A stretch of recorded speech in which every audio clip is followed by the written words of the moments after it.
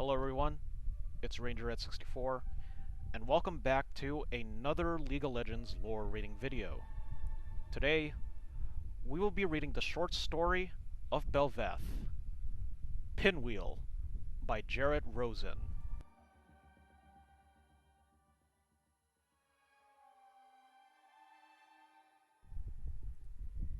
Okay, Kaisa pants, looking up at the shape growing in front of, above, and simultaneously around her.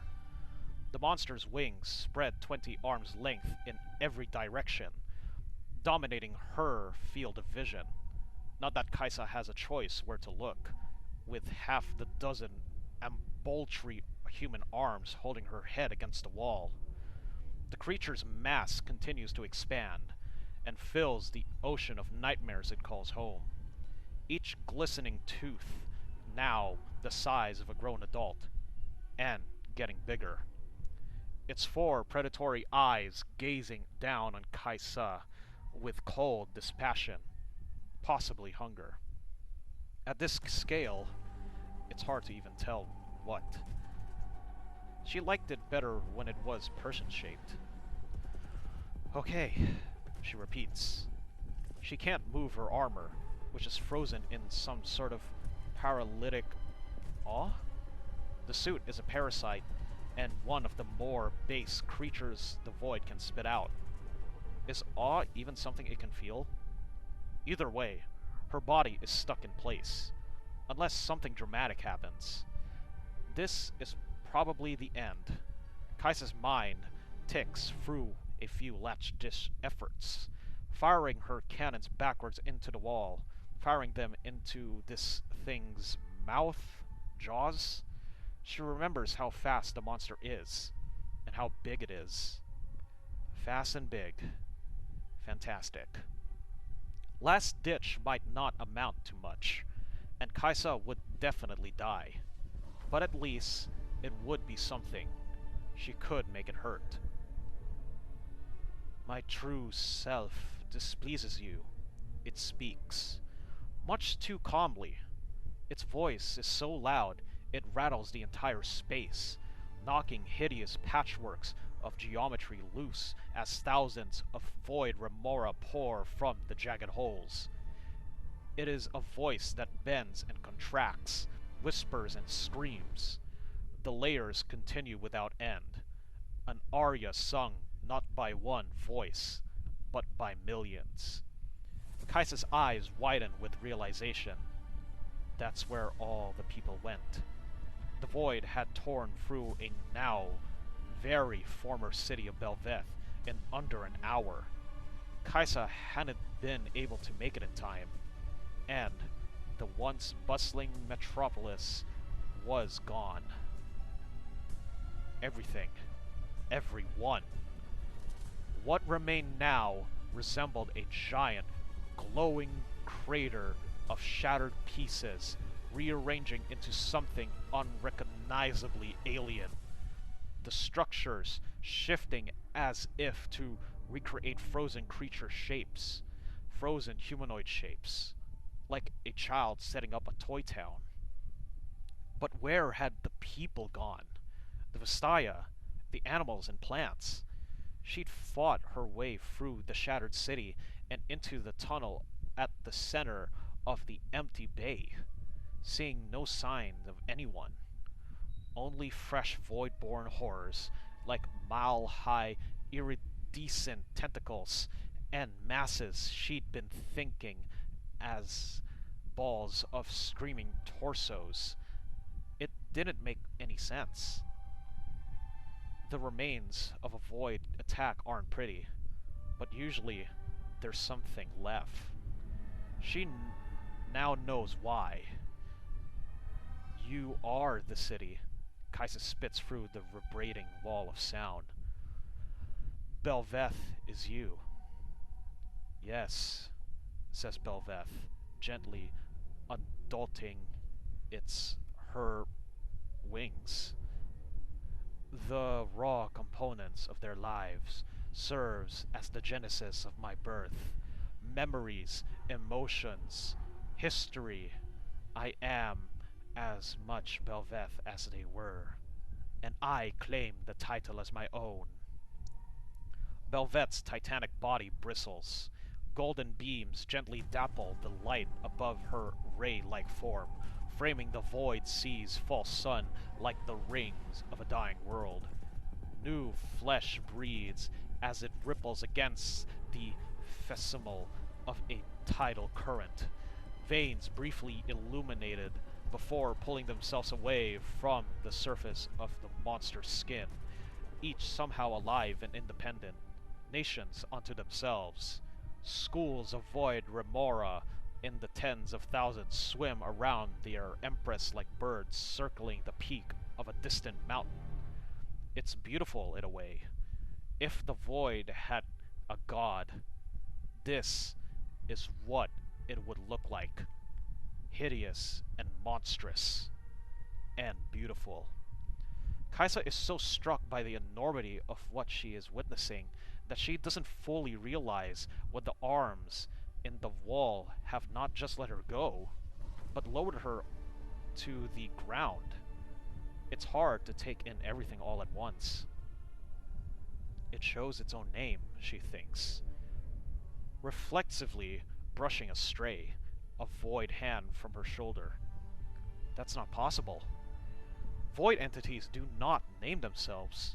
Most like the Xersai, they are named after concepts of Shuriman history, usually by those unfortunate or fortunate enough to survive after encountering one of the monsters out on the dunes.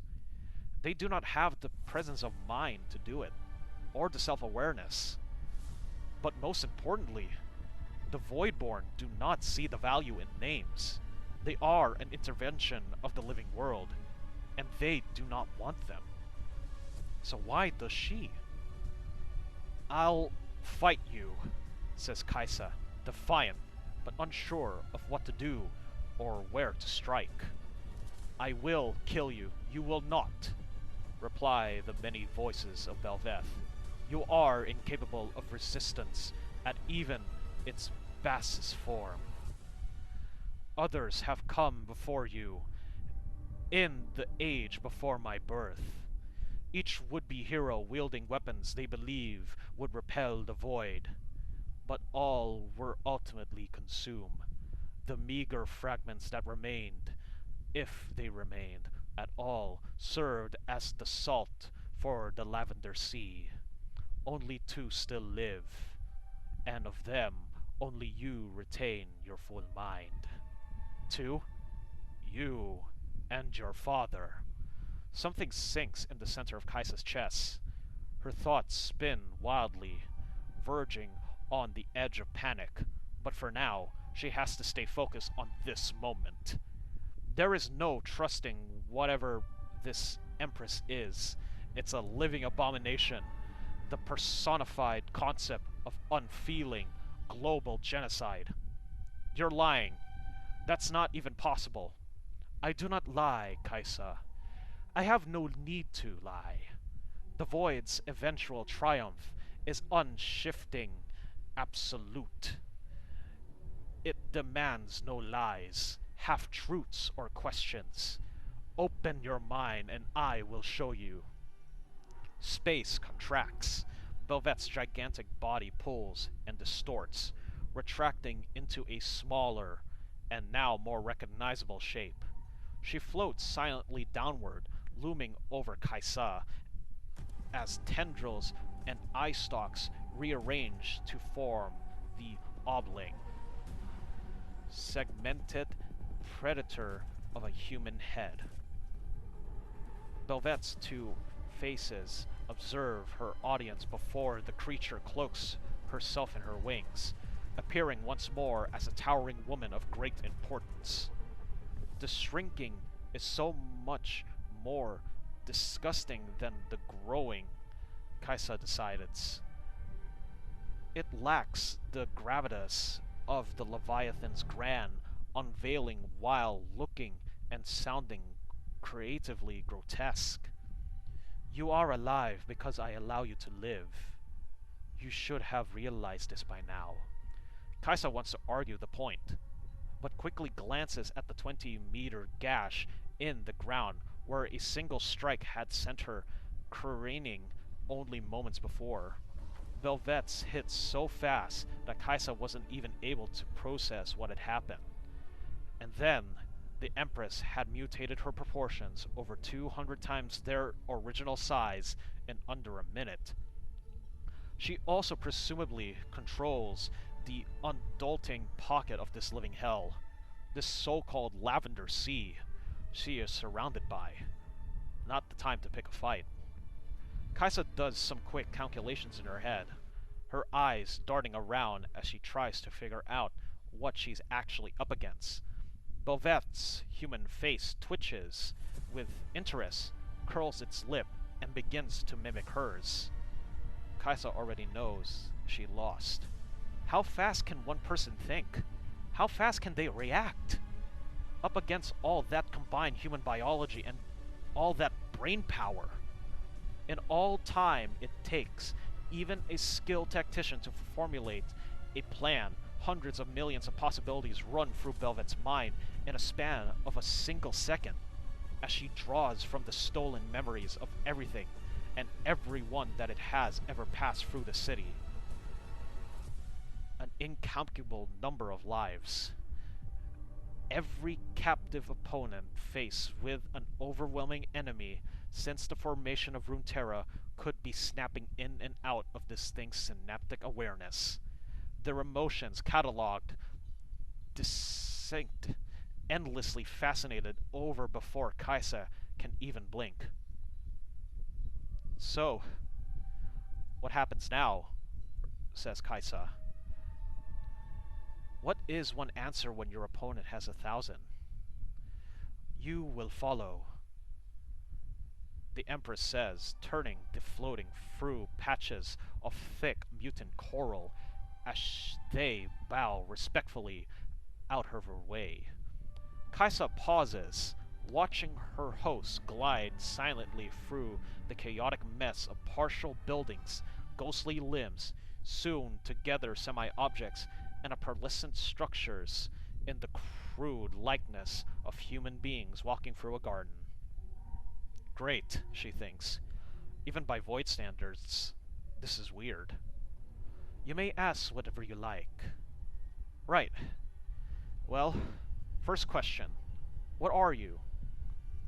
What is all this? What part of the Void do you come from? I am the Void, replies Belveth. And this is what we will become. Kaisa stammers. But you said you were created from people.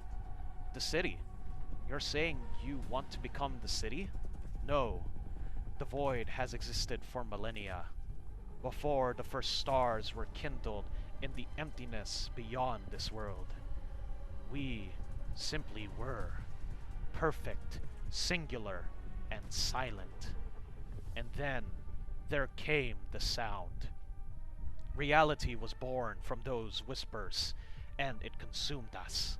We were twisted by its influence, broken, transformed. We could not go back to what we were no matter how we struggled. My predecessors, the Watchers, attempted to invade and destroy existence, but they were tainted by it, driven to desire worship, to gain greater understanding. And in an instant, they were betrayed, to change so forcefully, so completely, only to be cast aside. It filled them with an indescribable hatred. They would annihilate all of reality without a second thought. Belveth glides into a precise overlooking a tremendous chasm. Far above, Kaisa sees massive holes beyond the dappled fox sunlight. Void tunnels. That's what's eating Talia's people. What destroyed Belveth, and what opened up to swallow the 10th city in the southeast of Shurima. Everything the Void devours ends up here. But their metamorphosis was incomplete. Only now is the true transformation beginning. I do not want to become one city. I will, we will become all of you. Kaiser reaches the pinnacle of the precipice and gasp. She and Belveth are gazing upon not quite a city, but void coral shaped into a bizarre, seemingly endless tapestry of inverted Shuriman-style buildings. Void remora school among them, and dark shapes shift along winding, crooked shapes of streets. Nothing is right. Nothing is correct. It's all half-finished. Like there's not enough information to go on. Like all it needs is... No! Kaisa protests almost to herself. The void wants to erase everything. It can't exist. To finish this, you'd need everything. Yes, replies Belveth. Everything. I am the void. I will sup upon your world until there is nothing left, and I will exist because there is nothing you do that will stop me. The Empress turns to Kaisa coldly, purposefully. I offer you this, daughter of the void. Your world must end for the sake of mine. But those who came before us, the Watchers, I am an affront to them. Creation burns them, and they will destroy you and me, and everything to stop that pain. Should they escape their prison, there will be no breaking their tide. Time will come to close, and all things will come to an end. Kaisa stares at Belveth's false eyes, a grim defiance spreading through her. You want to wipe us out?